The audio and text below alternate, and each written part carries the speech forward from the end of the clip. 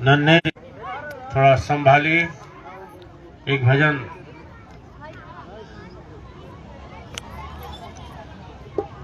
ओम।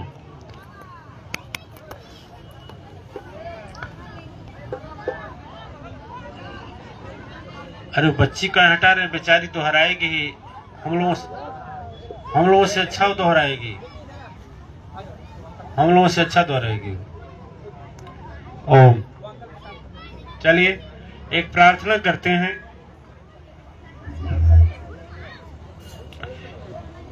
अपने सदगुरु के चरणों में एक प्रार्थना समर्पित करेंगे। वही पुष्प और सुमन इस सत्संग संध्या सत्संग का प्रथम प्रार्थना होगा हम लोगों का।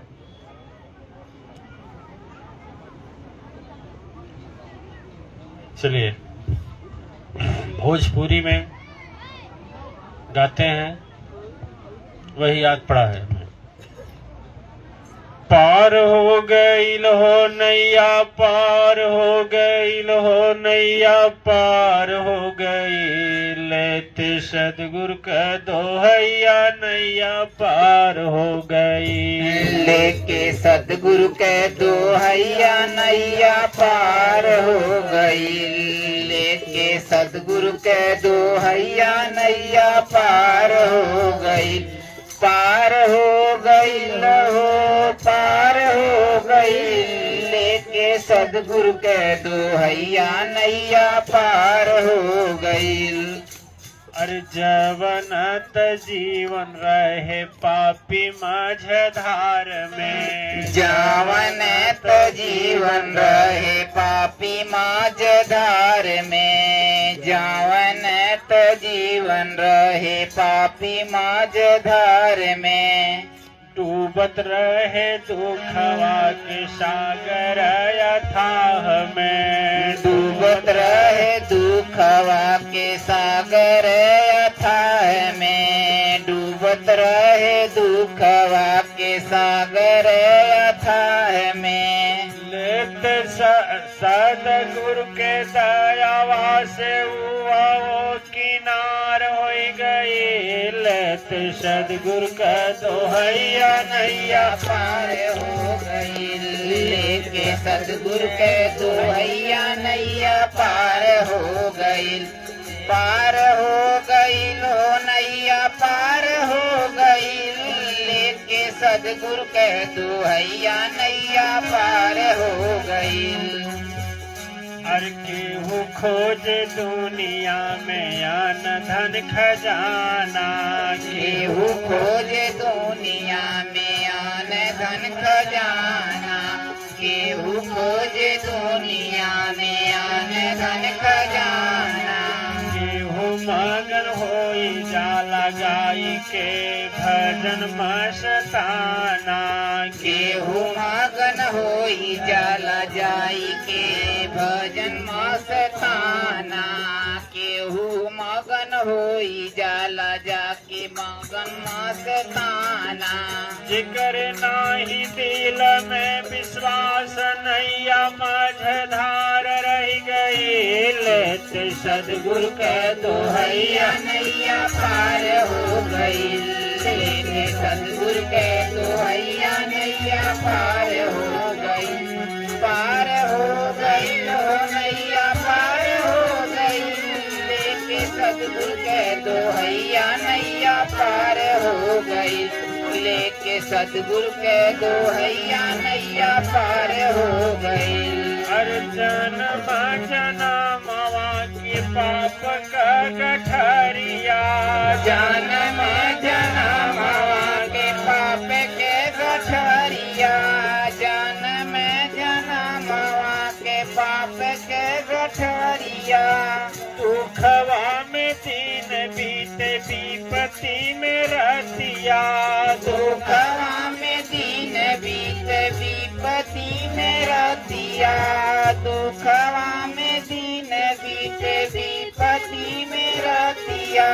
सदगुरु के चरण में आवत सब चकना चूर अंधकार हो गई। सदगुरु के दुहैया नैया पार हो गई लेके सदगुरु के दुहैया नैया पार हो गई हो नैया पार हो गई लेके सदगुरु के दुहैया नैया पार हो गई लेके सदगुरु के दुहैया नैया पार हो गई। दुनिया के चक्कर में नितनवा बनल रहल पापी हो दुनिया के चक्कर में नितनवा बनल रहे पापियो दुनिया के चक्कर में तनवा बनल रहे पापियो पड़ता विपत्ति के हो नाही रहे साथी हो पड़ता विपत्ति के हो नाही रहे साथियो पड़त विपत्ति के हो नाही रहे साथियो काहे राम सतगुरु माया से सब कर कंटक माझ धार होई गई लेके सदगुरु के दुहैया नैया पार हो गई लेके सदगुरु के दुहैया नैया पार हो गई हो नैया पार हो गई लेके सदगुरु के दुहैया नैया पार हो गई। बोले सच्चे दरबार की जय। दिव्यात्माएं मातेश्वरी परिवार धर्म प्रचार समिति बंगलौर के तत्वाधान में आयोजित आदिशक्ति अखंड महायज्ञ एवं विश्व शांति की कामना से किया जाने वाला यह सत्संग का आज दूसरा दिन है। आज के इस दूसरे दिन इस धर्म सभा में उपस्थित यहाँ के पदाधिकारीगण इस यज्ञ के पीठाधीश्वर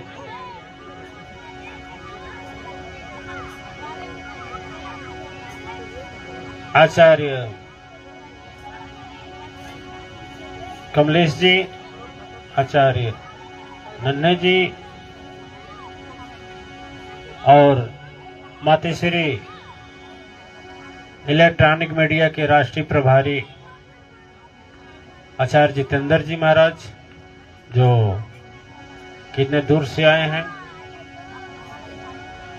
इसके भावी अध्यक्ष आचार्य अमरजीत जी, बालाचार्य गौतम जी, बालाचार्य गोपाल मिश्रा जी एवं नन्हे उनके साथीगण और इस यज्ञ में आहुति प्रदान करने वाले समस्त दिव्य आत्माएं, यहाँ पर बैठी हुई देवियां और यहाँ पर विराजमान सभी पुण्य आत्माएं,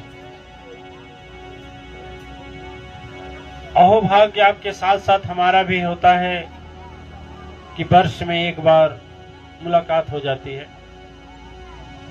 याद आती है उन आत्माओं की, कुछ आत्माएं जो हमें शुरू में यहाँ लाने के लिए इतना तपस्या की, भागीरथी तपस्या था। आचार्य दिनेश जी महाराज वह नहीं है, लेकिन पेड़ लगाया उन्हीं का है, जड़ वही है। राजू जी भी कुछ दिन साथ निभाए, लेकिन बेचारे का साथ ही छूट गया, शरीर नहीं है। एक थे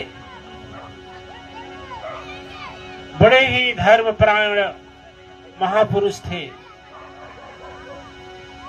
शुक्ला जी महाराज। वह बेचारे हमें लेने के लिए पहुंचते थे एयरपोर्ट पर, घंटों पहले जाकर के बैठे रहते। वह भी आज शरीर में नहीं है, लेकिन वह दिव्य आत्माएं आज अमरत्व तो हैं। आज ऐसे कार्य कर गए हैं जिसकी चर्चा हम लोग कर रहे हैं। पुण्य आत्माएं मनुष्य के कर्म की ही पूजा होती है और मनुष्य के कर्म की ही निंदा होती है। मानव जब संसार के दुष्ट लोगों के चक्कर में पड़ जाता है या मन में उपजने वाली दुष्ट भावना के आवेश में हो जाता है या मन में उठे गलत विचारों का चिंतन करने लगता है, ऐसे में वह व्यक्ति दुष्कर्म करने लगता है और वह अंत में ऐसे दुष्ट कर्म करता है जो निंदक होते हैं। जीवन में सद्गुरु की आवश्यकता इसीलिए होती है पुण्यात्माएं कि हमें इस शरीर से सत्कर्म करने का अवसर मिलता है और अपने मन के अंदर, जो हृदय के अंदर पाप कराने वाले ना, शास्त्रों में जिनका नाम रावण है, जरासंध है, शिशुपाल है, दुर्योधन है, महिषासुर है, धूम्रलोचन है, रक्तबीज है, आदि इत्यादि राक्षस, सब अदृश्य रूप में, मरे कोई नहीं है, सभी अदृश्य रूप में है और सबके हृदय में। जब वो सब हृदय के अंदर से प्रेरणा देते हैं और हम उस भावनाओं में झुक जाते हैं, सत्य धर्म को छोड़ देते हैं, सदगुरु को छोड़ देते हैं, भगवान को छोड़ देते हैं, यज्ञ को छोड़ देते हैं, दान छोड़ देते हैं, तीर्थ छोड़ देते हैं, शास्त्र पुराण की बातें छोड़ देते हैं, माता पिता के साथ ही अत्याचार अनाचार करने लगते हैं, ऐसे हालात में दिव्य आत्माएं समझ लेना कि हमारे हृदय के गद्दी पर बैठने वाला वह दानव जागृत हो गया है और वह ना ऐसे ऐसे नहीं जाता, वह ऐसे वैसे नहीं जाता, वह बिना सद्गुरु बिनु गुरु ज्ञान न पावही, भ्रमी भ्रमी भ्रमते हैं लोग, एक आध सद्गुरु चरण चले, जाहि भाग्य कर संजोग। दिव्य आत्माएं एकाध लोग होते हैं जो भाग्य और संजोग से सद्गुरु के पास जाते हैं। सद्गुरु के पास सभी नहीं पहुंचते। संसार के सारे कर्मों को हम इकट्ठा कर लें, संसार के सारे सुखों को इकट्ठा कर लें, संसार के सारे जितने दिखाई देने वाले आपकी आंख से पदार्थ है, सारे पदार्थों को एकत्रित कर लें, लेकिन हम अपने जीवन में सद्गुरु नहीं पाते हैं, नहीं बनाते हैं, तो सब बेकार होता है। एक दृष्टांत कहकर आगे बढ़ेंगे कि एक पंडित जी थे। पंडित जी कर्मकांडी पंडित थे। अब तो कर्मकांडियों पंडित लोग बदल गए हैं। कर्मकांड कराने जाएंगे तो दूसरा कपड़ा रहेगा और नहीं कर्मकांड कराने जाएंगे तो दूसरा कपड़ा रहेगा। कितने तो, सभी नहीं, कितने तो पान भी खाते हैं, गुटखा भी खाते हैं, आप लोग विश्वास करें या ना करें, कितने लोग मांस और मछली भी खाते हैं, कितने तो शराब सेवन करते हैं। और शास्त्रों में पुण्य आत्मा लिखा गया है कि ऐसे लोगों को यदि दान दीजिए ना तो उनको तो पाप बाद मिलेगा, पहले आपको लगेगा। इसलिए दान योग्य और सुयोग्य व्यक्ति को देना चाहिए। सद्गुरु भी अपना ज्ञान, जो आत्मज्ञान होता है ना, गुरु ज्ञान जो देता है वह सबको नहीं देता है, वैसे बांटते चलता है। अभी देख करके पहचान करके तब देता है। इतना अनमोल शक्ति कोई वृथा थोड़ी उठाएगा, क्या उसको पड़ी है? अपना करो, भरो, मरो, पढ़ो। तो दिव्य आत्माएं, वो पंडित जी थे, आए थे न्योता करने। न्योता खाने आते हैं लोग ना, न्योता खाने आए। खाने के बाद में पहुंचे नदी के किनारे, चूंकि उनके गांव जाने के लिए बीच में एक नदी पड़ती थी जहां न्योता खाने के लिए आए थे। बीच में नदी थी, नदी में नाविक था। नाविक जो नाव को इस पार से उस पार करता है, वह नाविक वहां बैठा था इंतजार में कोई आ जाए। पहुंच गए पंडित बाबा। और जानते हैं पंडित बाबा, हालांकि ब्राह्मण का दो धर्म है, दान लेना, दान देना। ज्ञान ग्रहण करना, ज्ञान देना, यही तो कर्म है। लेकिन जब अहंकार आ जाता है दिव्य आत्माएं तो सब कुछ भूल जाता है। जब ज्ञान आता है और प्रेम आता है तो वही ब्राह्मण वशिष्ठ जी बन जाते हैं जिनकी पूजा होती है, और वही अज्ञान और अहंकार आ जाता है तो रावण दस्कंदर बन जाते हैं जिनको जलाया जाता है। तीनों बाबा जी थे वास्तव में। नाविक को बोला, नाविक के पास पहुंचे, कहे भैया उस पार उतार दोगे? नाविक बोला बाबा जी हमारा कम में क्या है, उतार देंगे लेकिन एक आदमी को ले करके जाना। बोले अरे भाई जानते हो एक जगह न्योता खा लिया हूँ, 2 जगह बाकी है। नाविक बोला महाराज जी 2 जगह कैसे खाएंगे? कहा यार कैसे खाएंगे, दक्षिण वाले लेके बोल देंगे कोई बात नहीं, तो जल्दी हमें पहुंचा दो। नाविक बोला महाराज जी ठीक है हम तो पहुंचा देंगे, क्या करना है, एक ही है लेकिन तो चलिए। पंडित जी को बैठा लिया, पंडित जी को बैठा लिया नाव पर, और नाव पर बैठा करके चलने लगा। पंडित जी वास्तव में पंडित जी नहीं थे, रजोगुणी थे, सतोगुणी नहीं थे। सतोगुणी जो रहेंगे वह ऐसा नहीं करेंगे, और ऐसा जो सतोगुणी है करते भी नहीं। तो महाराज जी को बैठा लिया। महाराज जी जब कुछ दूर गए तो बुद्धि लगाने लगे कि क्या करूं कि इसको पैसा न देना पड़े। एक तो मैं अकेला ठहरा, अकेले हूं, 2-4 यदि इसके पास पार उतरने वाले रहते तो भाई कोई बात नहीं, और मैं अकेले हूं, स्वाभाविक है हमसे पैसा मांगेगा। आप कौन सा बुद्धि लगा दूं कि पैसा न मांगे। कुछ दूर गए तो उनके दिमाग में एक बात आई कि चलो इसको अज्ञानी गंवार बना देंगे तो ऐसे नहीं मांगेगा। तो अज्ञानी गंवार बनाने के लिए महाराज जी ने एक युक्ति बताई, युक्ति सोची, और उस नाविक से, मल्लाह जो था खेवनहार, उससे पूछे कि इधर आओ। बोला महाराज जी हम आपके पास आकर बैठ जाएंगे तो नैया कैसे चलेगी, चप्पू चलाना पड़ रहा है ना उस पार जाने के लिए। कैसा ठीक है बैठे बैठे सुनो। कि हाँ बाबा बोलिए।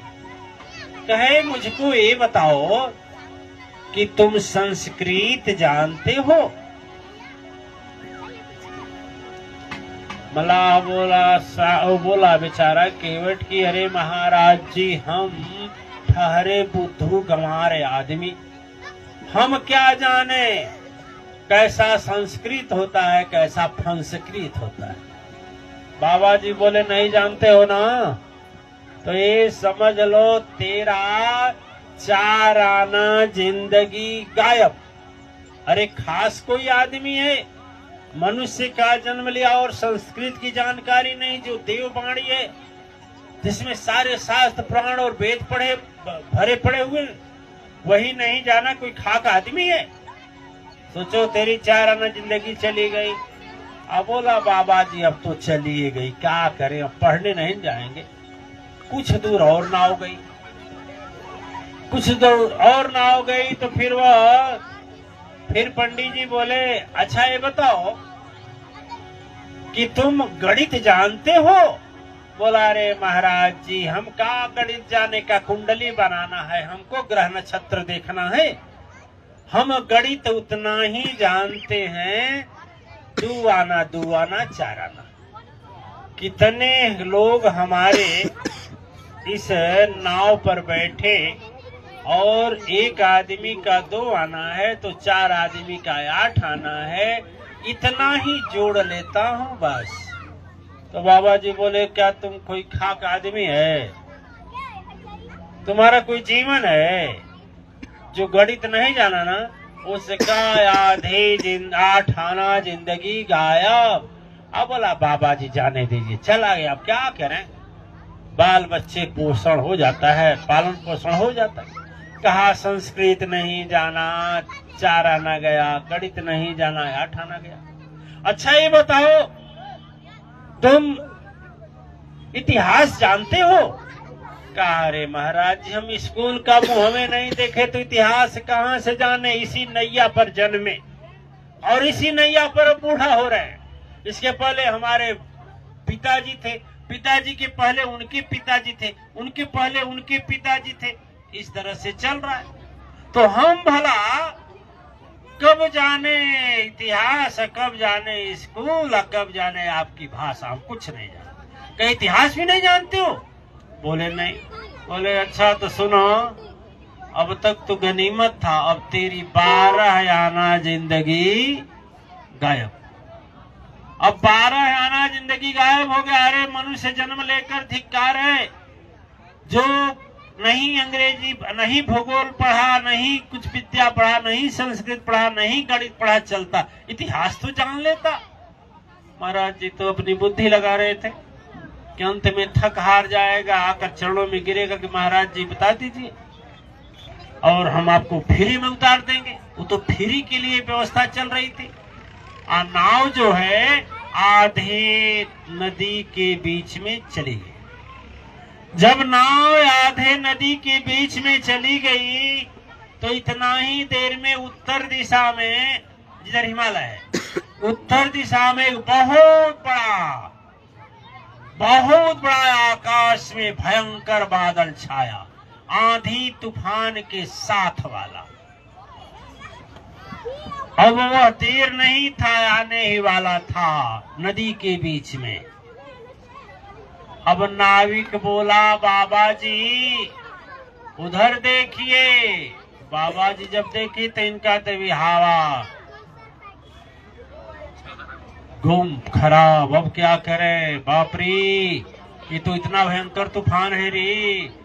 कहा बाबा जी इतने भयंकर तूफान में नाव को खे करके उस पार ले जाना मुश्किल है। तो बाबा जी के तो हाथ पांव फूल गए, क्या करें।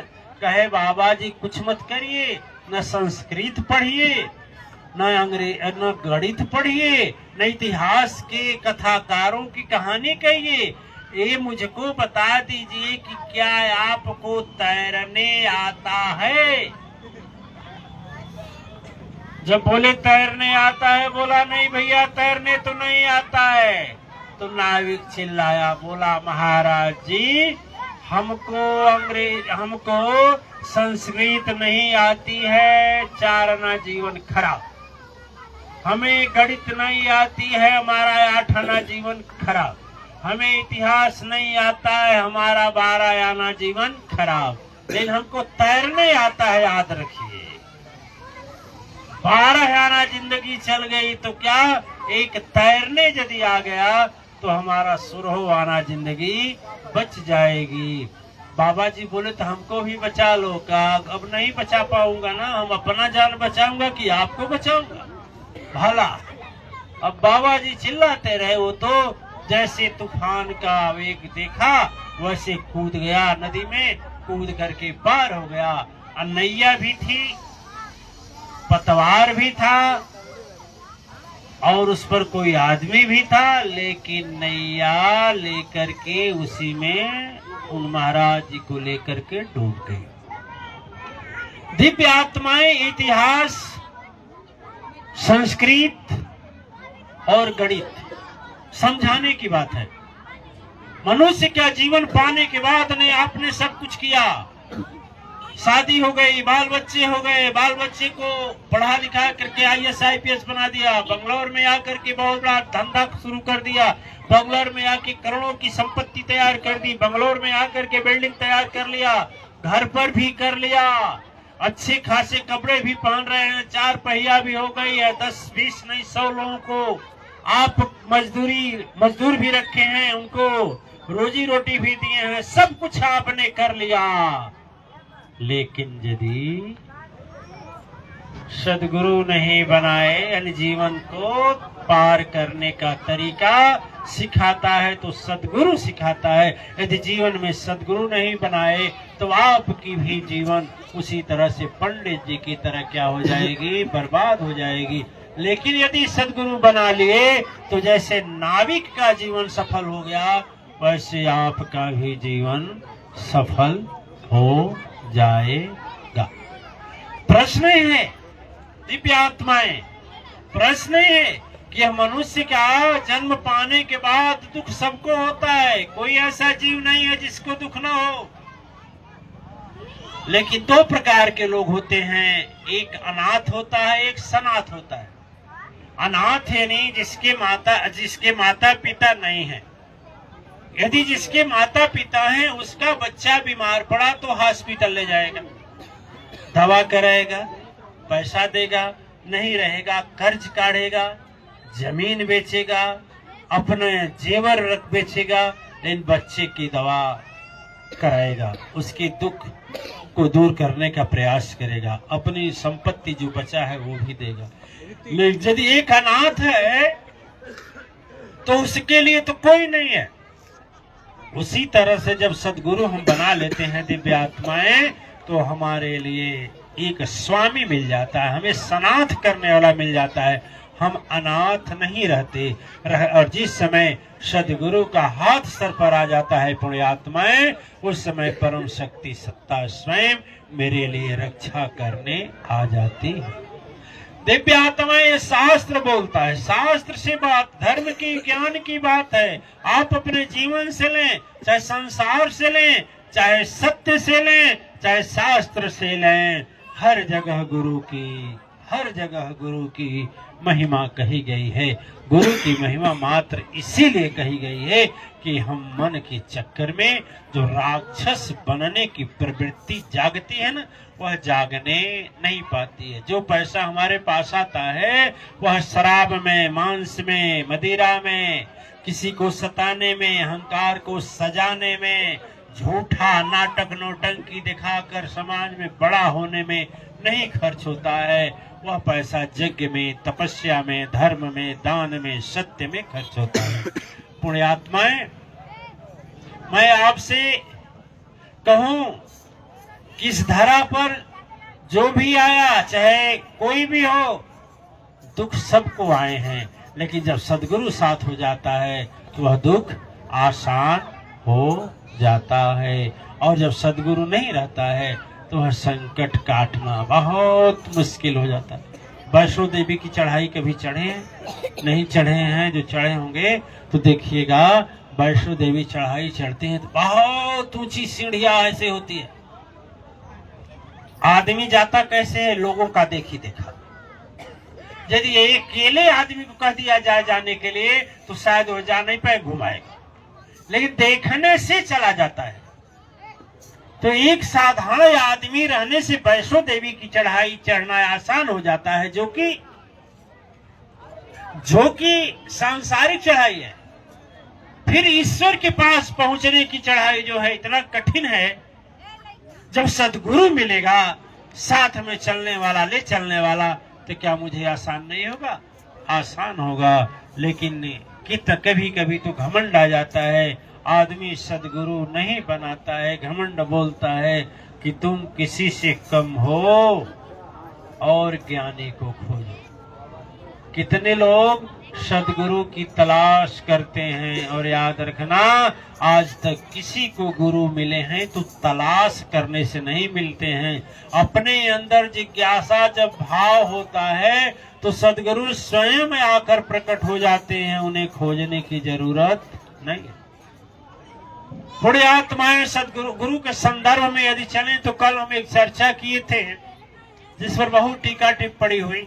हम तो बहुत कम यह चलाता हूँ, समझता हूँ, या मोबाइल वगैरह, नहीं थोड़ा मोड़ा। कल हम भगवान राम के एक चरित्र की एक लाइन शुरू किए, रामचरितमानस का, जिसमें विश्वामित्र का वर्णन था। गाधि तनय चिंता मन व्यापी, यही था एक लाइन बस। गाधि तनय चिंता मन व्यापी, के ही विधि मर दुष्ट यह पापी। इसी पर मैं 1 घंटा आप लोगों के साथ, 1 या 1.5 घंटा वार्ता किया। लेकिन इस पर बहुत टीका टिप्पणी हुई।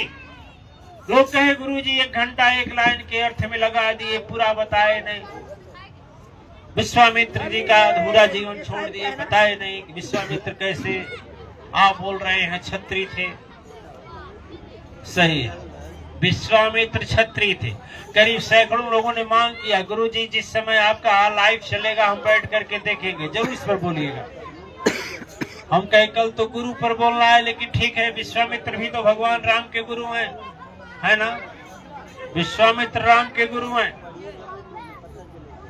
भगवान राम को विश्वामित्र जी लेने गए तो विश्वामित्र के आश्रम में पहुंचने के बाद जब धनुष भंग वाली समस्या आई तो जनक जी के गुरु सतानंद जी थे।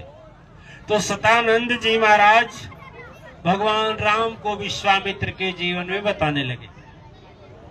दिव्य आत्माएं, जब तक जीवन में गुरु नहीं आता है, कितना हूं हम तपस्या करें, कितना हूं जप करें, कितना हूं दान करें, कितना हूं धर्म करें, एक का भी प्रतिफल हमें मिलता नहीं है। क्यों नहीं मिलता है?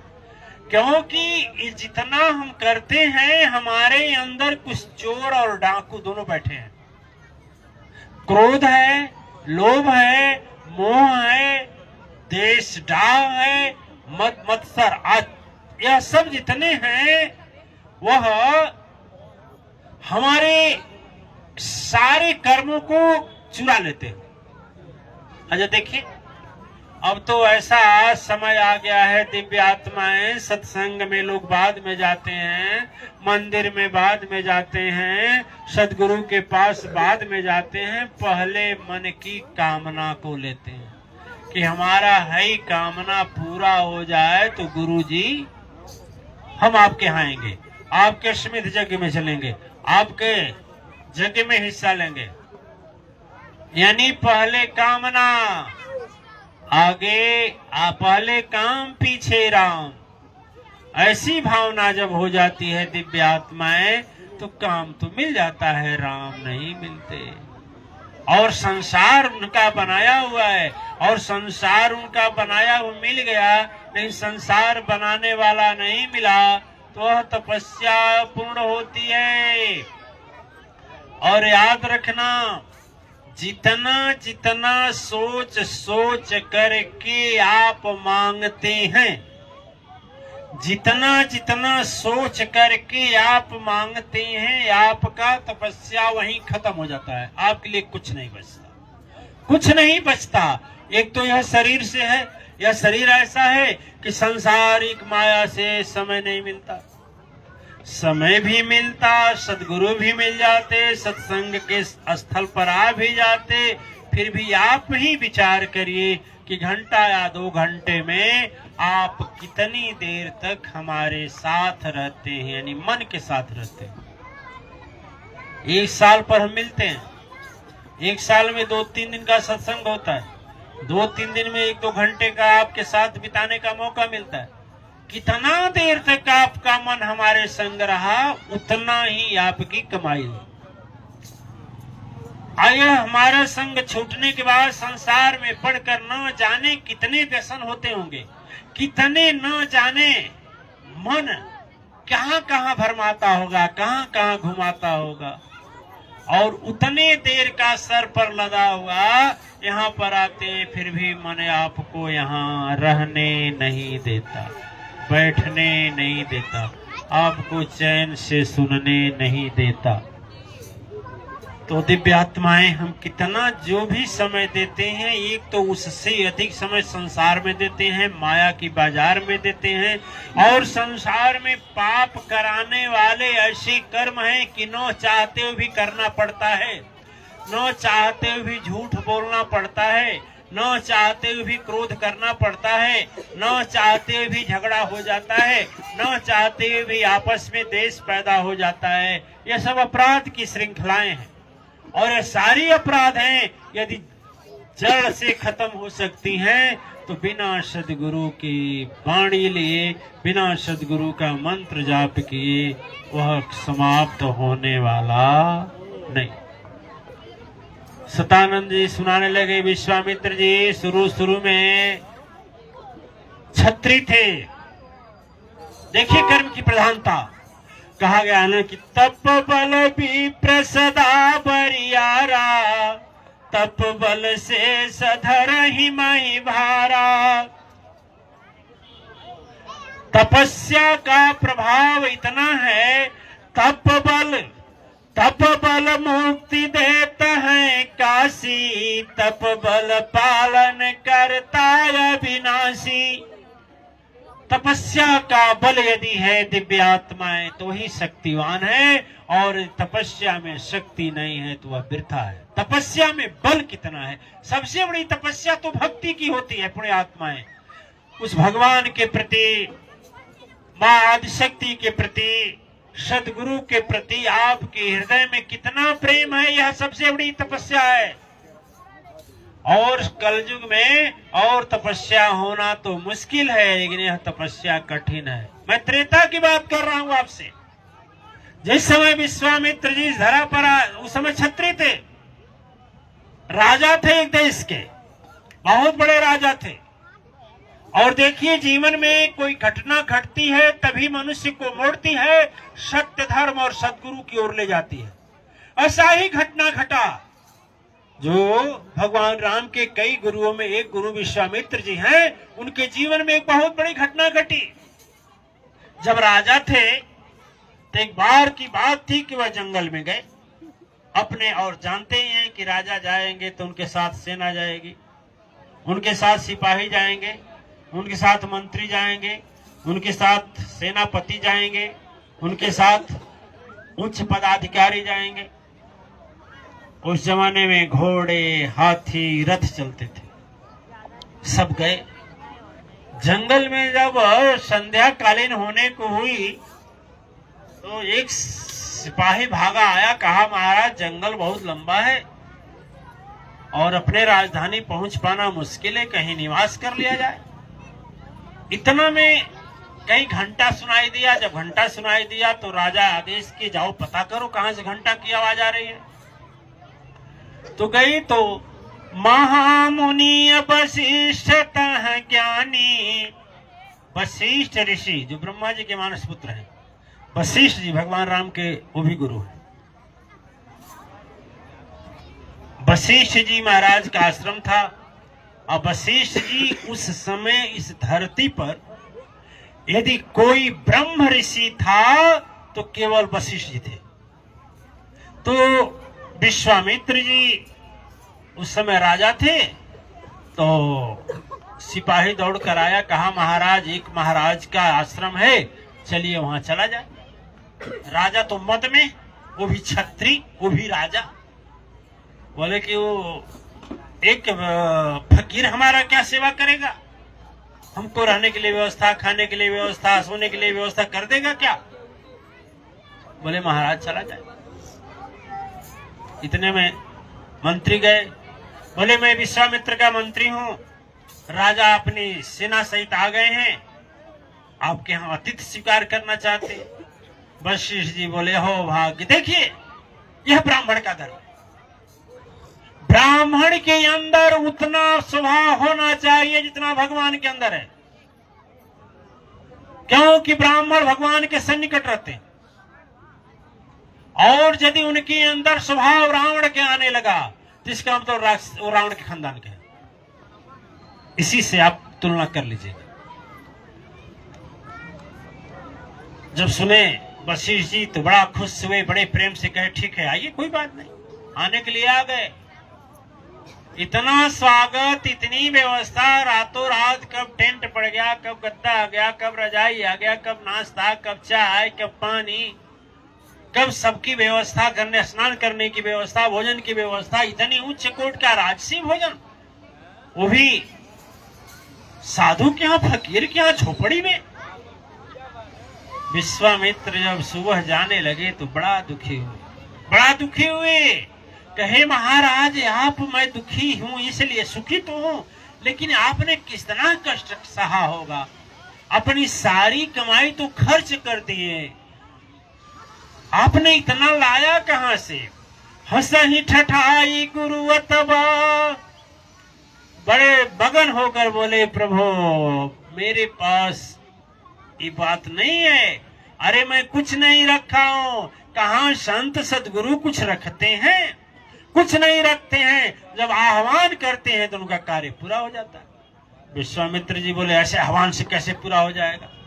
कहा नहीं जानते हैं, जिस समय समुद्र मंथन किया गया उसमें से 14 रत्न में कामधेनु निकली, और कामधेनु जी थी जो उनके से जो कहा जाए वो पूरा हो जाता है, जो कहा वो पूरा। तो उसकी एक बच्ची है पुत्री नंदनी, उसी से हम जो कहते हैं पूरा हो जाता है। राजा कहा कैसे? सचमुच? बोले हाँ। कहे कि हम उसके पास जाकर कहे कि विश्वामित्र इस राजा आए हैं, उनके लिए व्यवस्था करिए। तो सारे देवलोक से सबको बुला ले, भोजन प्रसाद बुला ले, देव आसन से इंद्रलोक से बनकर भोजन आया, सब सारी सामान व्यवस्थाएं वहीं से मंगाई। कहे अरे अब देखिए, अब विश्वामित्र तुरंत पलट गए। यह देखिए लालच, अब देखिए उनके मन में लालच आ गई। अब तक तो आंसू था, दुखी थे, दया था, फट से झट से गुरु न होने के कारण जातीयता प्रभाव आ गया। क्रोध में आ गए, बोले क्या आपके पास ऐसी गऊ है? बोले हाँ हाँ। तो कहे तब तो ये गाय हमारी है, आप क्या करेंगे लेकर के? हैं? राजा फकीर आदमी, आपको फकीर आदमी क्या होगा? हम राजा हैं, राजा को शोभा देता है, मेरे पास लोग आते जाते रहते हैं, मुझको आवश्यकता है, मुझे देश की सेवा करनी, आप क्या करेंगे? अब चूंकि ये तो सचमुच है, तो ब्राह्मण बेचारे तपस्वी और कुछ बोले नहीं। गौ के पास भेजा अपने सैनिकों को, जाओ खोल करके लाओ। और गौ नंदनी को जैसे खोलने गए, नंदनी बड़ी तेजी से झटका दी और भागी आई वशिष्ठ जी के पास। वशिष्ठ जी के पास आकर बोली कि महाराज आप मुझे विदा कर रहे हैं? रोते हुए बोली। बोले मैं विदा नहीं कर रहा हूं, करूं क्या? मैं ठहरा ब्राह्मण, वह देश का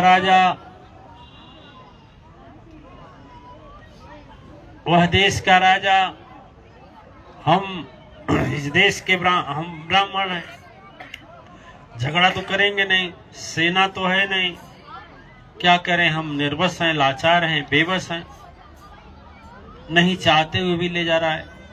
कहते मुझे आप आदेश दीजिए, जैसे आप सेवा के लिए आदेश दिए हैं वैसे आदेश दीजिए। कह जाइए, माता जैसे हो वैसे करें।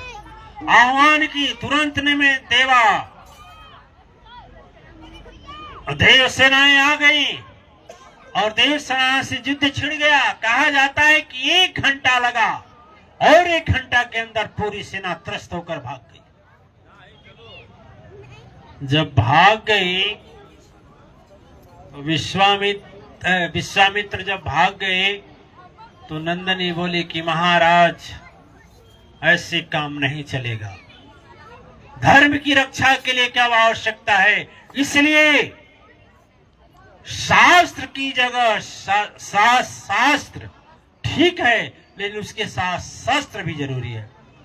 शास्त्र और शस्त्र में केवल एक लाइन जो है ना, आ का मात्रा, बस वही है, उसी को लग करके हाथ में ले लीजिए।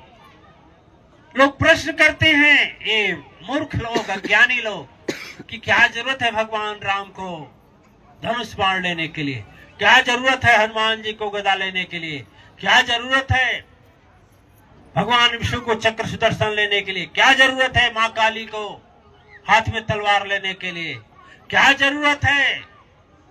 हम कहते हैं तुम्हारे जैसे कुतर्कियों को और दुष्टों का संहार करने के लिए। कैसे करेंगे?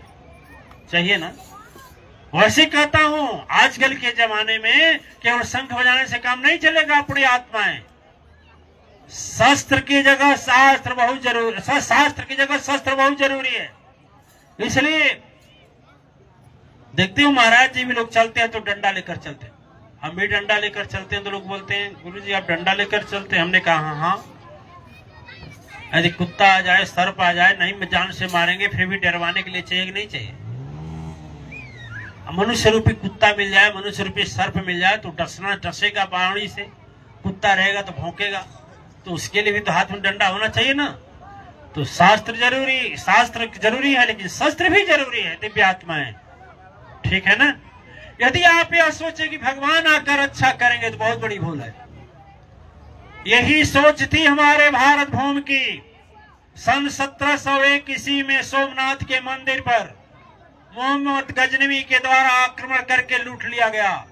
सारे लोग देखते रह गए, सभी लोग बोले भगवान आकर के रक्षा करेंगे। अरे भगवान तेरे अंदर बैठे हुए हैं, तुम स्वयं रक्षा के लिए आगे बढ़ो, भगवान प्रकट हो जाएंगे, तेरे अंदर प्रकट हो जाएंगे। स्वतः भगवान बन जाओ, स्वयं राम बनो, स्वयं कृष्ण बनो, स्वयं शंकर बनो, स्वयं हनुमान बनो। देवियां स्वयं लक्ष्मी बने, स्वयं काली बने, स्वयं महिषासुरमर्दिनी बने, स्वयं अंबिका, अम्बे और दुर्गा बने। वह समय है, वह हाथ जोड़कर गिड़ाने का समय चला गया। दिव्य आत्माएं, वह नहीं है। अतिक्रांत में सोमनाथ का मंदिर लूट लिया गया। भारत जो सोने की चिड़िया कहा जाने वाला देश खोखला हो गया और हम लोग देखते रहे भगवान अवतार लेंगे। अरे भगवान तुझको भेजे हैं, तेरे अंदर अवतार लेंगे, मूर्ति के अंदर अवतार लेंगे? मूर्ति को तो तुमने बनाया है और तुझको तो भगवान स्वयं बनाया है।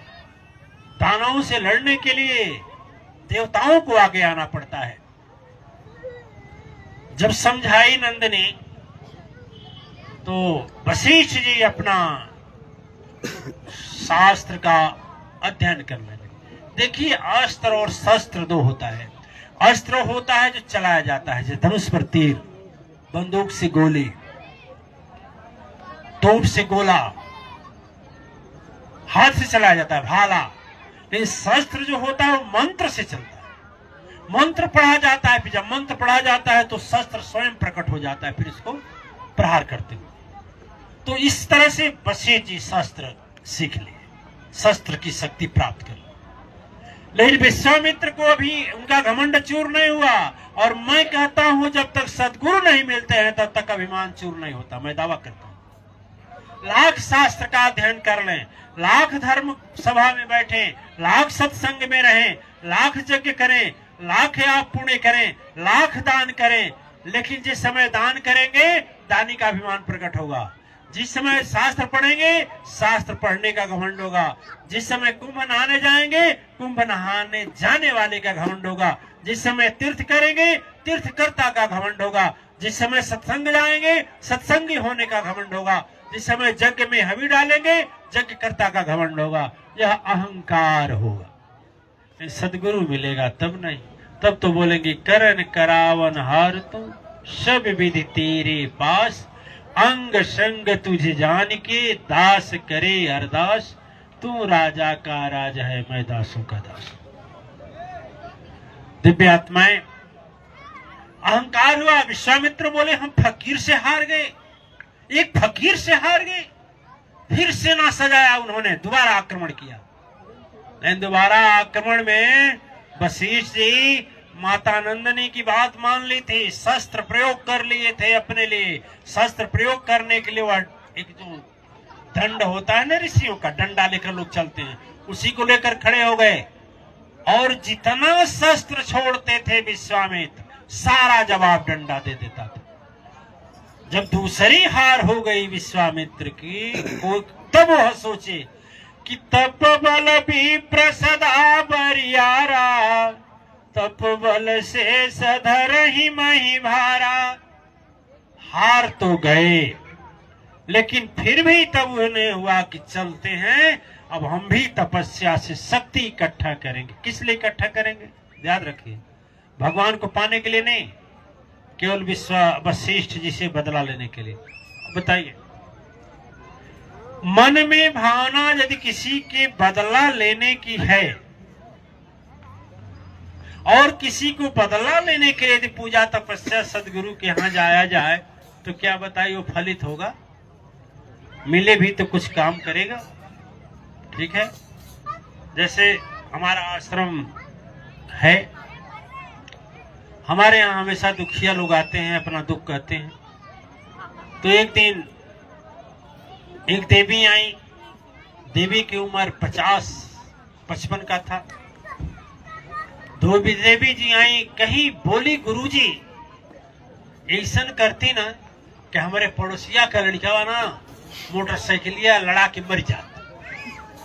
हमने कहा काहे, क्या बिगाड़ा है आपका? कहा अरे गुरुजी ओके मोटरसाइकिल हो गए मारे घमंडे हमारे द्वारा पर लाके होई होई होई करे, और जैसे जैसे होई कर ले छतिया फाटेला कि हमारे ना करे हो गई, ओकर मोटरसाइकिल हो गई, हमारे लड़का के साइकिल नहीं।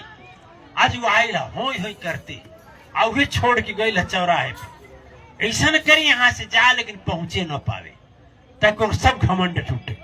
बताइए वो बेचारा सोचना तो यह चाहिए कि उसकी मोटरसाइकिल हमारे काम आ गई ना, कम से कम सत्संग में सदगुरु के पास पहुंचाया।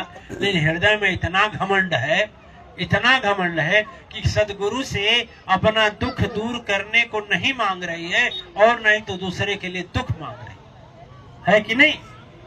कल एक कथा में आया था ना, भगवान शंकर का भक्त हुआ तो कहा हमारा आँखियां फोड़ दीजिए। अब वैसे वह आज मांग रही है भगवान अपने सदगुरु से कि वही मरे। अच्छा वही मरे जो इसका सहारा किया। सहारा क्या किया? वो बोली अरे बाबू हमारे गुरुजी के पास पहुंचा दो ना। कहा चल चाची चल पहुंचा देते हैं। काकी तो चली आई और काकी जब गुरुजी के पास पहुंची तो बोली गुरुजी इसका एक्सीडेंट ऐसा करिए कोई मर जाए। यही तो उसके लिए मांग रही।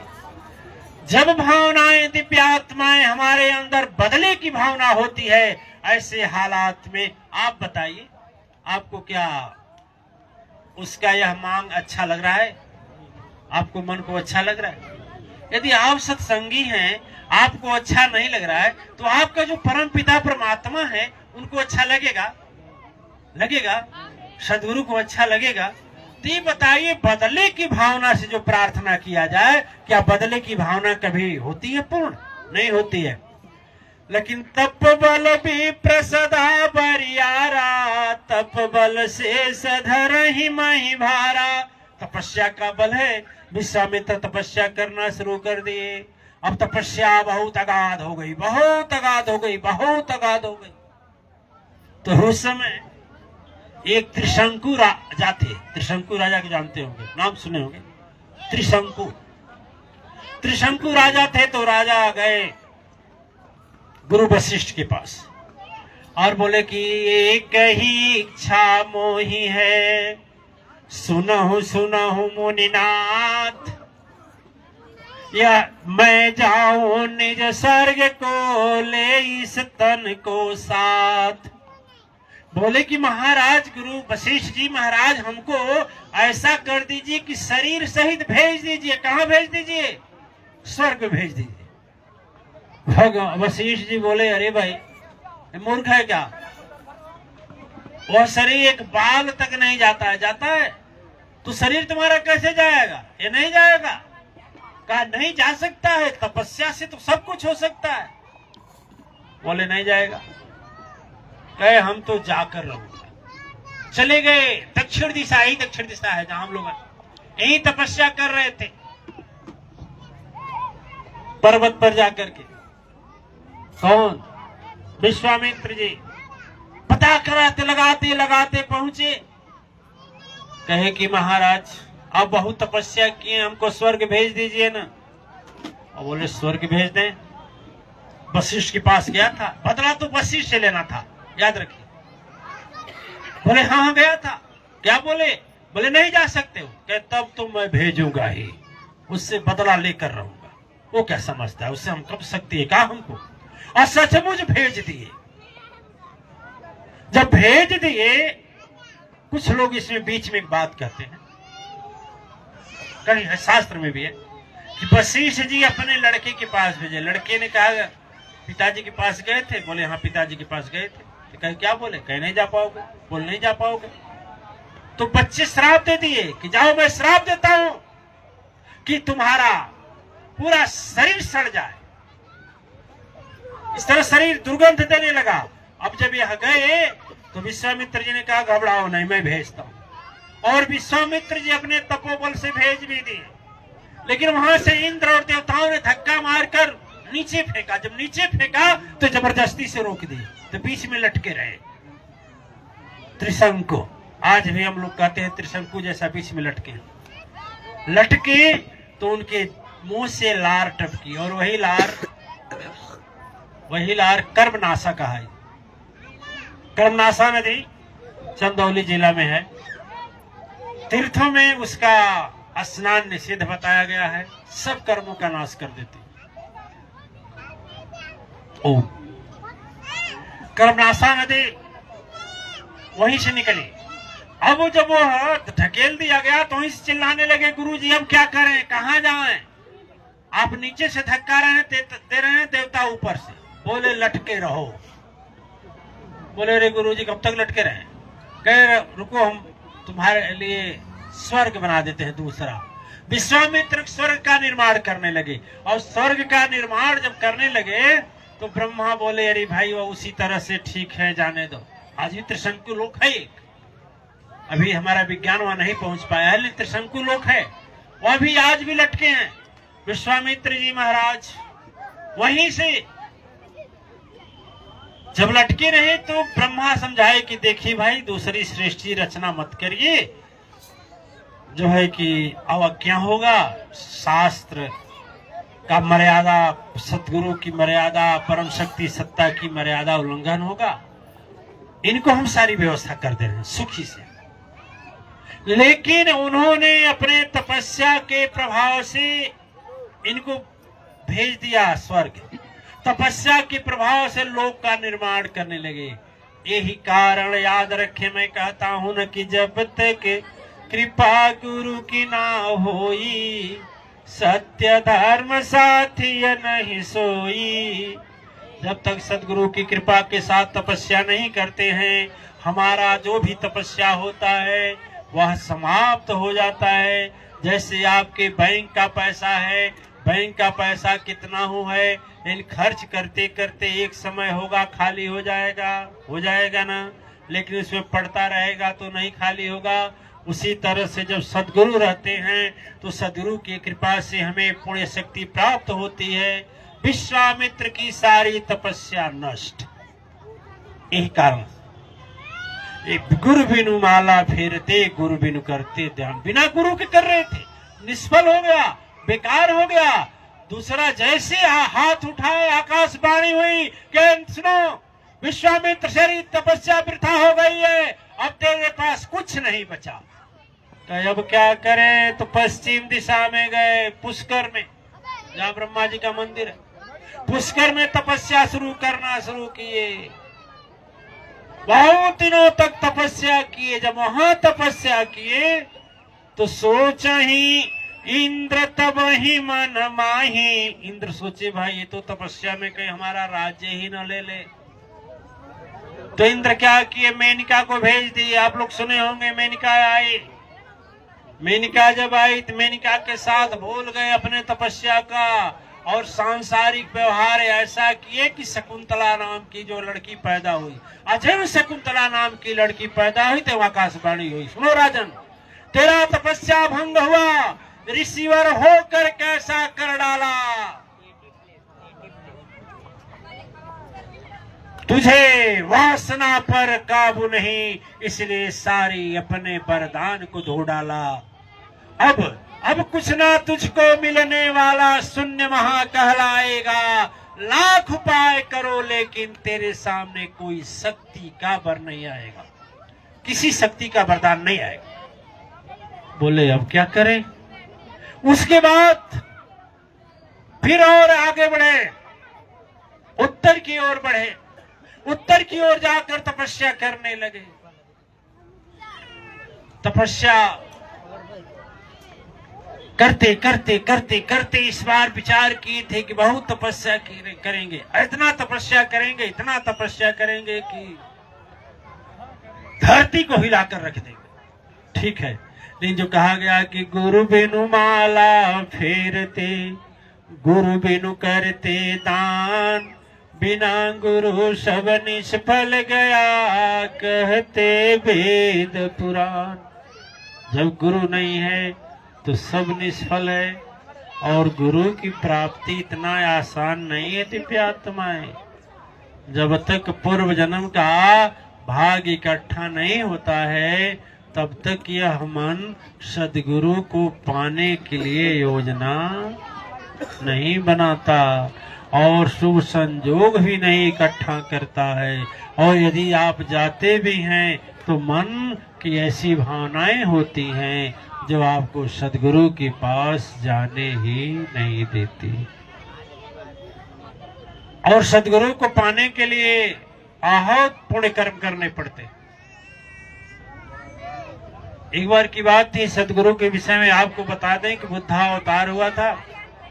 भगवान बुद्ध हर नगर में जाकर के लोगों को दीक्षा देते थे, ज्ञान देते थे। उस समय उस देश का एक बहुत धनी पुरुष था, बहुत धनी था, राजा को भी देता था धन समय अनुसार। उसे ने सुना तो कहा कि चलते हैं हम भी गुरु जी से दीक्षा ले लेते हैं। तो सोचा कि वो गुरु हैं जो नहीं गुरु का चलते हैं। गुरु लोग सोचते हैं कोई चेलवा मिल जाता है, बहुत लोग सोचते हैं गुरु की चेला मिल जाता है, चेला भी ना काम गड़बड़ है। और जो गुरु चेला का इंतजार करता है उसको गुरु वैसा ही मिलता है जैसा इंतजार करते हैं। बहुत से बाबा जी लोग चलवे खोजते हैं कि चलवा मोटा मिल जाता, मोटा में धनवान मिल जाता तो कुछ करना नहीं पड़ता, कुछ बैठे बैठे खाने को मिलता। ठीक है, लेकिन अब चालाक हो गई है दुनिया, बहुत चालाक हो गई है। पहले वाला जमाना नहीं है, पहले का जो था। तो उस समय वह सेठ सोचा कि भगवान पैसे में मिल लेंगे, हम खरीद लेंगे। और मैं कहता हूं संसार में पैसा से सब कुछ मिलता है? बोलिए। ऐसी विपत्ति आ जाती है, ऐसा संकट आ जाता है जो कि पैसे से नहीं मिलता है। मिलता है? डॉक्टर बोल देगा यह बीमारी मेरे बस की बात नहीं है, आप कहोगे अब चले इससे बड़े डॉक्टर को दिखाएं, वो भी चेक करेगा, कुछ पैसा वैसा लेगा, फिर बोलेगा मेरे भी बस की बात नहीं। फिर आप उससे बड़े डॉक्टर के यहाँ जाएंगे, फिर वही कहेगा, करते करते लास्ट में आप वहीं आएंगे। तभी आपको समझ में आएगा कि सचमुच संसार में भी कोई एक शक्ति है जिसके आगे डॉक्टर की भी शक्ति नहीं चलती है। ऐसी तो पैसा से तो संसार में सुख नहीं मिलता दिव्यात्माएं, तो पैसा से भगवान कैसे मिलेंगे? पैसा से प्रेम से मिलते हैं प्रपंच, और पैसे से परमात्मा नहीं मिलते। न तो संख्या से मिलते हैं, श्रद्धा से मिलते हैं। तेरे अंदर जितनी श्रद्धा है उतना ही पाओगे। अब सेठ अपने सेक्रेटरी को भेजा भगवान बुद्ध के पास, कहा कि भगवान बुद्ध को बुला लाओ मेरे यहाँ खाने पर। और उस समय भगवान बुद्ध के साथ 40,000 लोग चलते थे। उस समय 40,000 लोग चलते थे भारत भूमि पर, और सबके लिए भोजन की व्यवस्था होती थी। सेठ का जब आमंत्रण आया तो भगवान बुद्ध बड़ा तेजी से हंसे, कहे ठीक है मैं चलूंगा, लेकिन पहले सेठ को तो बुलाओ। जब सेठ को बुलाया गया तो सेठ इतना आसानी से बुद्ध से मिलना है, जिससे मिलने के लिए इतनी कठिनाई होती है, इतना आसानी से मिलना है, चले गए। जब सेठ के पास खबर गई तो सेठ तुरंत चला और तुरंत आकर के भगवान बुद्ध से मिला। और भगवान बुद्ध से मिल करके बोला कि महाराज हमें बुलाए हैं। कहे हाँ, ये बताओ तुम इतना बड़ा ज्ञान लोगे तो फ्री मिलोगे क्या है? आप लोग सामान खरीदने जाते हैं तो उसका भाव होता है ना, बोलिए। मूली का भी भाव होगा, चावल का भी भाव होगा, कपड़ा का भी भाव होगा, जहां बैठे उस दर्री का भी भाव होगा, टेंट वाला गया होगा तो इस पंडाल का भी भाव होगा, जहां हम बैठे हैं इसका भी कोई भाव होगा ना, कीमत होगी ना। तो संसार की छोटी छोटी चीजें भाव से मिलती है, तो इस संसार को बनाने वाला बिना भाव से कैसे मिलेगा? बिना भाव पाव ही नहीं प्राणी। जब तक भाव नहीं होगा हृदय में दिव्यात्माएं, तब तक कुछ नहीं मिलेगा। यहाँ से भी खाली जाएंगे यदि बिना भाव के आप सुनेंगे तो। जैसे सुनेंगे वैसे आपको उतना ही मिलेगा। जैसे कि राम भरोसे बैठ के सबका मुजरा ले, जाकी जैसी चाकरी ताकी तय सोते। जैसी जितना भाव से सुनेंगे उतना भाव से पाए। न उसमें हम कुछ कर पाएंगे न परमात्मा कर पाएंगे, वो तो आपके भाव की बात। भगवान बुद्ध बोले ठीक है, यदि बुला रहे हो तो मुझे बढ़िया बढ़िया चीज देना। ये तो बड़ा खुश हो गया कि भगवान मांग कर खा रहे हैं।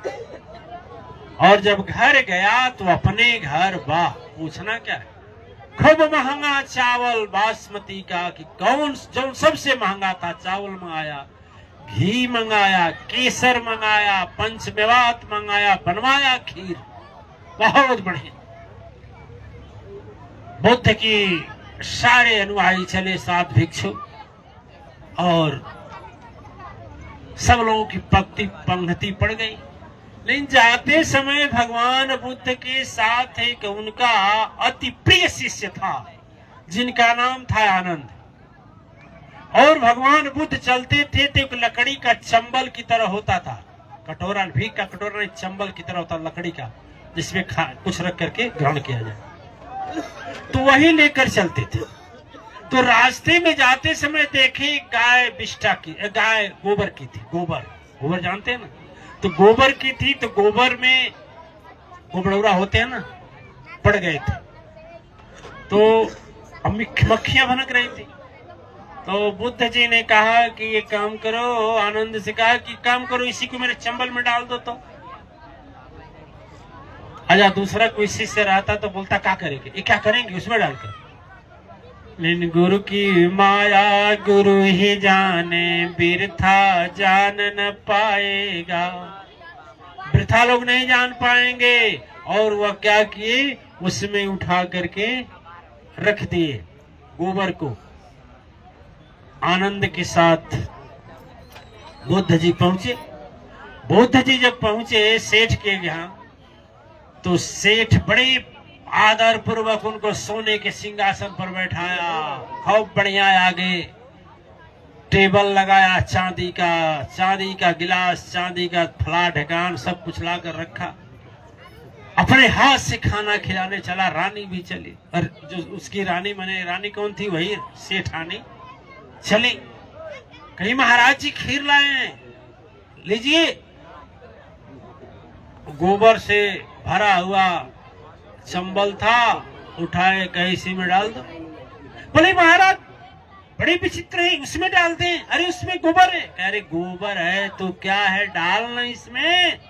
बोले नहीं खराब हो जाएगा। कहे फिर खराब हो जाएगा, तेरा कहे तो मेरा, न मेरा खराब होगा, मेरा खराब होगा, तेरा क्या। कहे अरे महाराज दीजिए हम साफ कर दें। बोले दीजिए हम साफ कर दें। बोले साफ क्या करोगे, साफ करने की जरूरत नहीं है, इसी में दे दो हमको, हम इसी में खाएंगे। बोले अरे महाराज बड़ा विचित्र आदमी। अब सेठानी 1 बार बोले, 2 बार बोले, 3 बार बोले, चौथे बार बड़ी तेज बौखला कर बोले महाराज इतना महंगा कीमती मैं खीर बनाई हूं और दे दूं आपको उस गोबर में नष्ट होने के लिए। बुद्ध खड़े हो गए और हंस करके बोले ये बताओ, 2 पैसे की खीर जो कि न जाने कभी भी पाई जा सकती है, यह 2 आने की खीर जो इस शरीर का संग करके 5 मिनट के बाद यह पिष्टा बन जाएगी, लैट्रिन बन जाएगी। 5 मिनट के बाद इसकी क्रिया बदलनी शुरू हो जाएगी। अब यह बताओ 2 पैसे की खीर तुम नहीं दे सकते हो, और मैं इतना अनमोल शक्ति जिसको न जाने कितने जन्म से तपस्या करने के बाद इसको पाया हूं, और तुम्हें दे तू फ्री में। अरे इसमें तो गोबर भरा है कह रहे हो ना, तो तेरे खोपड़ी में तो केवल नरक भरा है, केवल वासना भरा है, गंदगी भरा है। इसमें तो गोबर है, इसमें तो थोड़ा किफायत भी है, थोड़ा सहूलियत भी है। और तुम्हारे तो दिमाग में इतना कूड़ा करकट है, इतना घमंड है, अभिमान है, लालच है, लोभ है, प्रतिस्पर्धा है, माया है, मोह है, इतना ज्यादा भरा है कि सदगुरु अपना ज्ञान दे करके अपनी शक्ति को नष्ट करेगा। और इतना कह करके भगवान बुद्ध वहां से चल दिए। दिव्य आत्माएं कोई भी चीज पाने के लिए सदगुरु से हमें इतना आसानी से नहीं मिलता। हमें क्या है, हमें जो है कि अपने भाग्य के साथ साथ अपने श्रद्धा और प्रेम को प्रकट करना पड़ता है, तब जाकर के सदगुरु से हमें ज्ञान मिलता है। और वैसे तो बाबा जी बहुत से लोग हैं जो खोजते हैं चेला आ जाओ कान फूंक दे, होता है ना, सुने है ना, चाउर लेना दाल लेना और लेना पैसा, कान फूंक के घरे गईलो बैल होखा चाहे भैंसा, मतलब नहीं है। तो बैल हो जाए चाहे भैंसा हो जाए, उनसे का लेना देना, ठीक है ना। गुरु बहुत हैं, लेकिन सदगुरु की प्राप्ति पुण्य आत्माएं पुण्य कर्म से होती है, और बिना सदगुरु प्राप्ति किए कुछ होता नहीं है। तो विश्वामित्र का खत्म करें। विश्वामित्र सोचिए हर जगह जहां कर रहे हैं, जहां हम कर रहे हैं, वहीं तपस्या फेल हो रही है, वहीं तपस्या फेल हो रही, वहीं तपस्या फेल हो रही।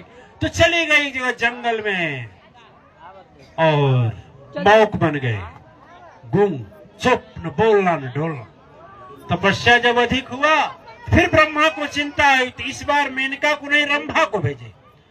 इंद्र की अप्सरा है, जब रंभा आई तो ये तो सजा पाए थे।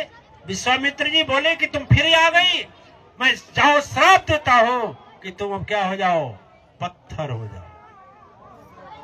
पत्थर ज्यों हुई फिर आकाशवाणी हो गई कि रे अधम, तूने तपस्या तो किया लेकिन अधम बना दिया, श्राप में तपस्या तेरा खत्म। मैं कहता हूं आप लोग दिल से शराबते हैं ना, छोटी छोटी बात होती है तो कहते जो जो तो कि कहीं ठिकान नहीं, शराब।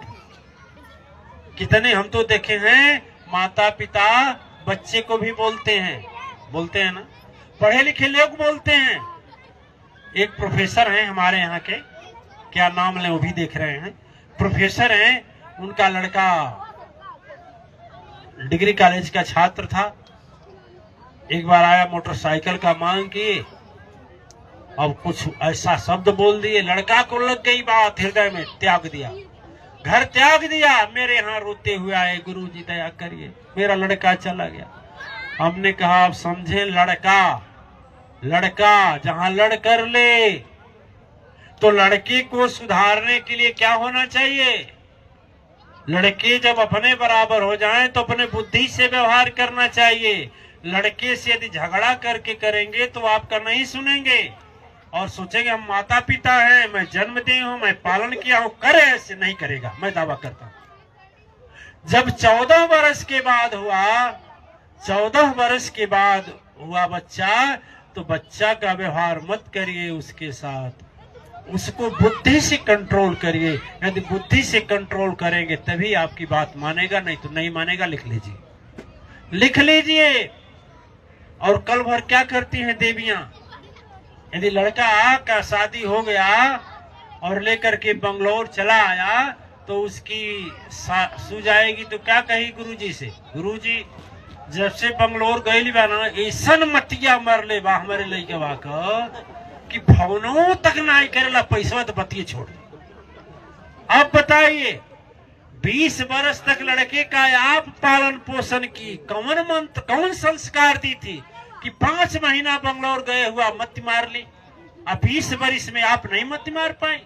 इसका मतलब आप बच्चे को संस्कार नहीं दिए हैं। इसलिए देखिए, इसलिए बच्चे जब अपने बराबर हो जाएं तो उन बच्चों को बुद्धि से कंट्रोल करें, गाली से, डांट कर, बोल कर, रे कह करके नहीं कर पाएंगे। आप उनसे दूर होते चले जाएंगे। प्रेम से करेंगे, हृदय से करेंगे तब। एक सासू जी थे, एक बहू जी थी, रोज झगड़ा होता था। बोली बेटा मेरा बेटा, मेरा बेटा, मेरा बेटा। तो एक बहू एक गाना गाई, हम तो बड़ा हैरत अंगेज हो गए। वो सासू माँ टेप करके हमको गाना भेजी कि ऐसे सुनावत या गुरुजी। तो गाई थी कि जब तक बच्चा पालना खेले तब तक बेटा तेरा था। ध्यान दीजिए, अब तू बेटा बेड पर सोवे, अब तेरा बेटा मेरा है। ऐसा सु क्या तू कहती बेटा बेटा, यह बेटा नहीं तेरा है। तो हम कहे यही तो समझाए तुमसे कि जब अपने बराबर हो जाए तो बेटे को बेटा मत समझना। अब वो अधिकार खत्म। 7 वर्ष के बाद बच्चे के हृदय में, दिमाग में क्रोध होना शुरू हो जाता है। 7 वर्ष के बच्चे को देखना और 7 वर्ष के पहले के बच्चे को देखना, 7 वर्ष पर समय बदलता है। 7 के बाद बुद्धि दूसरी होगी, 14 के बाद ठीक दूसरी होगी, 21 के बाद फिर दूसरी होगी, फिर 28 के बाद दूसरी होगी, बदलता जाएगा। और यदि आप ना, मैं दावा करता हूं कि जिस तरह से इस समय कब तो टीवी का युग चला गया, मोबाइल का युग आया है, अब तो 21 होते होते बच्चे अपने आप मोबाइल खरीद ले रहे हैं। किसी तरह से खरीद लेंगे, तुझसे ही मांग करके खरीद लेंगे। एक माँ आई, बोली गुरुजी हम तो अपने बच्चे को पैसा नहीं देते हैं, जब से आप कहे कि मोबाइल खरीद लेगा, पता नहीं कैसे मोबाइलिया खरीद लिया, इतना बड़ा खरीदा है गुरुजी। और जब हम मांगती हूँ तो देता नहीं है, टिप टाप पिट पाट खिटखाट करके तब देता है। इसका मतलब क्या हुआ गुरुजी? हमने कहा इसका मतलब हुआ कि तेरा बच्चा चोरी करता है। कहा नहीं। तो कहा खरीदा कहाँ से? कहा एक बार गया ना कि गैस सिलेंडर भराने, तो कहा गैस से चोरी हो गया। और दूसरी बार गैस सिलेंडर भराया तो कहा कि क्या करे, वो ट्रक वाला है दबा कर चला गया। तो 2 बार गड़बड़ किया तो हमने कहा 2 ही बार के पैसा में तो हो गया। वह किसी न किसी तरह से ले लेंगे। अतः कहा जाता है 14 वर्ष के बाद बच्चों का माँ बाप को सीबीआई की तरह जांच करना चाहिए, उसे कॉपी का, किताब का, उसके मोबाइल का।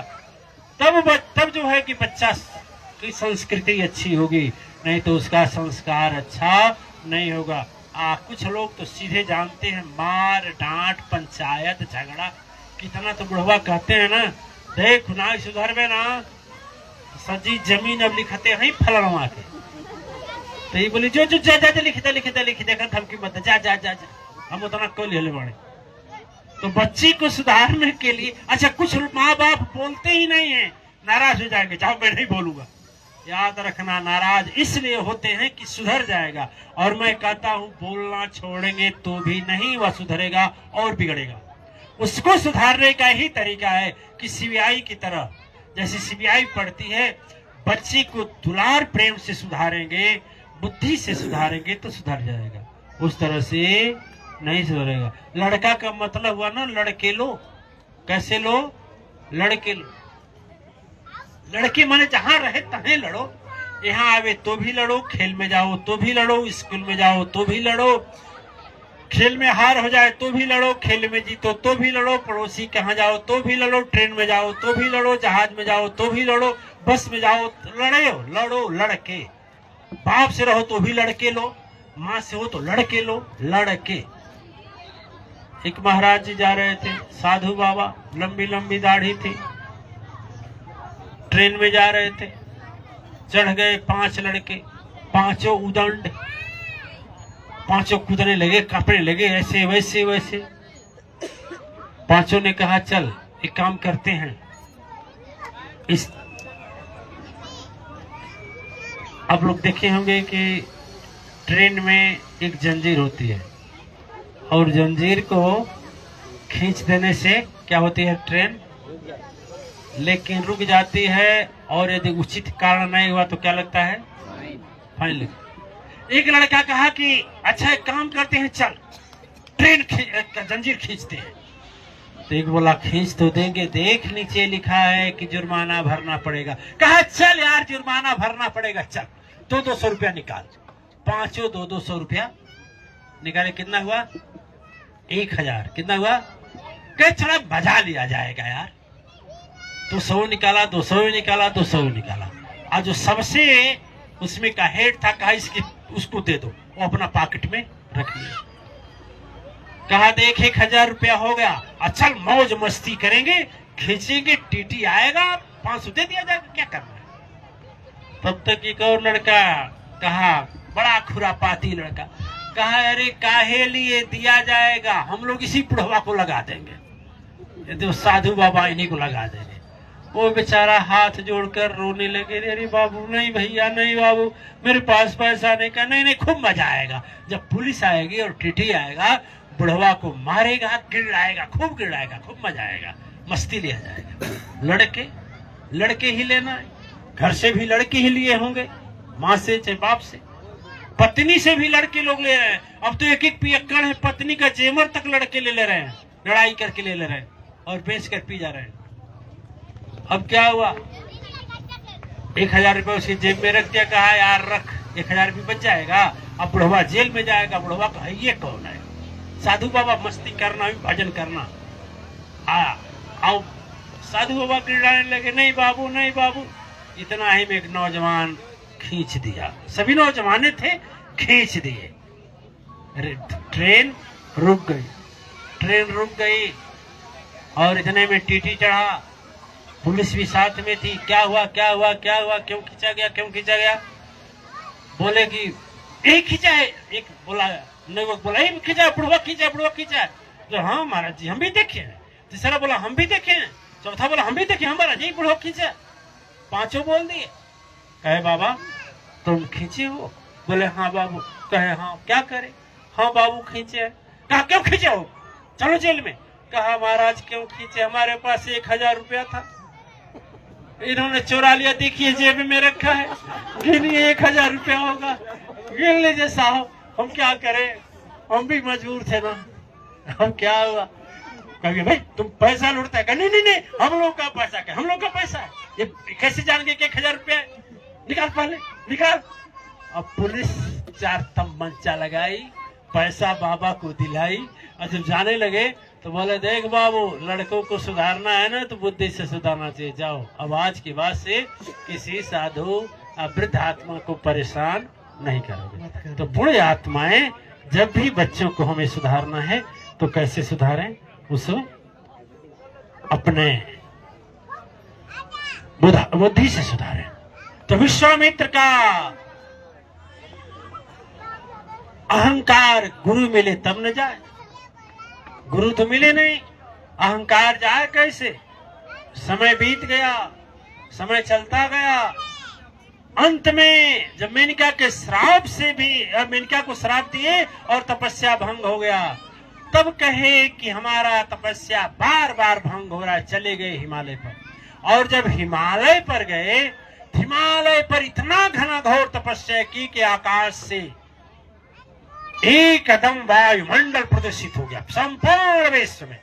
ब्रह्मलोक जब घबराया तो ब्रह्मलोक से आकाशवाणी हुई कि बोलिए क्या चाहते हैं? वो बोले कि मुझे ब्रह्म की उपाधि दे दी जाए, ब्रह्म ऋषि की।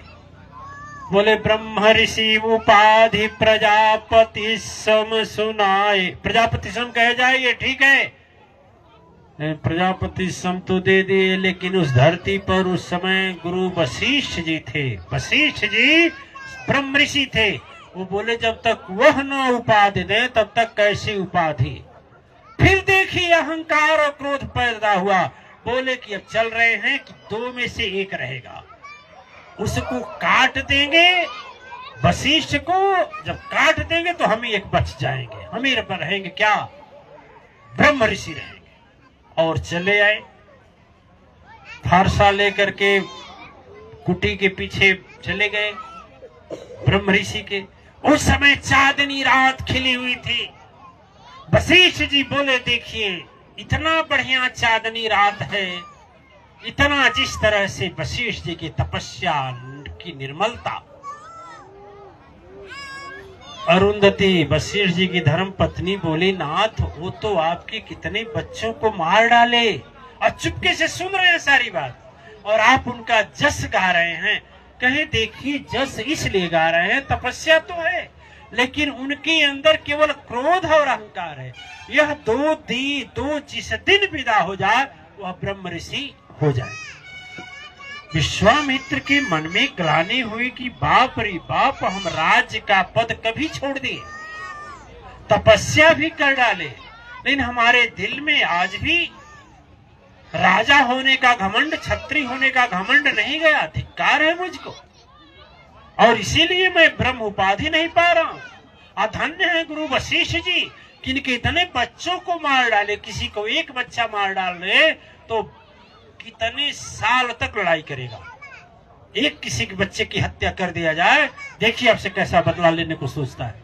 और इतने बड़े ब्रह्म ऋषि तपस्वी हैं जो कितने बच्चे को मार डाले फिर भी हमारी बड़ाई कर रहे हैं। सचमुच यह ब्रह्म उपाधि देने लायक और ब्रह्म ऋषि लायक बाहर आए और उसी समय उनका क्रोध भी गया, अहंकार भी गया।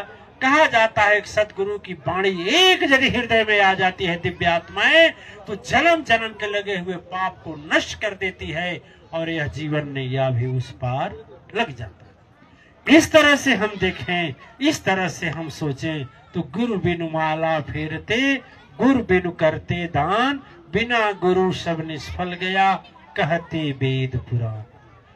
कुटी के बाहर से निकले आगे, कुटी के पीछे से निकले आ गए, गिर गए चरणों में, नाथ क्षमा करें। एक आज मैं गुरु आपको मान करके एक वाणी बात सुना, एक हृदय में बात सुना, एक हृदय में बात को बैठाया, हमारे शरीर से अहंकार और क्रोध चला गया। अब हमें अपने चरणों में स्थान दीजिए। उठा करके बशीर जी हृदय से लगा लिए, कहे ब्रह्म ऋषि हो यही तत्काला, कहे मैं ब्रह्म ऋषि को बात दे रहा हूं, आप आज से ब्रह्म ऋषि हैं।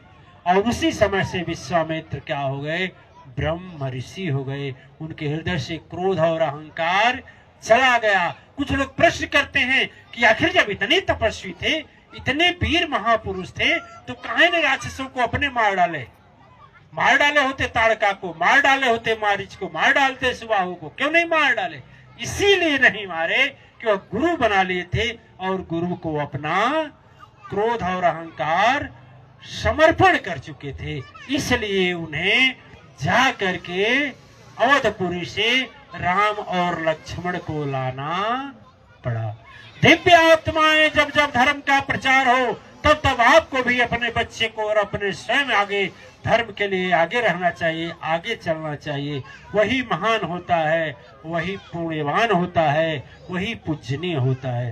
धर्म का जब भी आह्वान चले, ये नहीं कि आप दीक्षा नहीं लिए हैं या कमेटी में नहीं है तो आपका फर्ज नहीं है, आपका भी फर्ज उतना ही है। और जो ऐसा काम करता है वह सचमुच भगवान राम है, सचमुच लक्ष्मण है। और उसी की मैया भी कौशल्या माँ की तरह पूजनीय है, उसी के पिता भी चक्रवर्ती सम्राट दशरथ के जसवंशी हैं।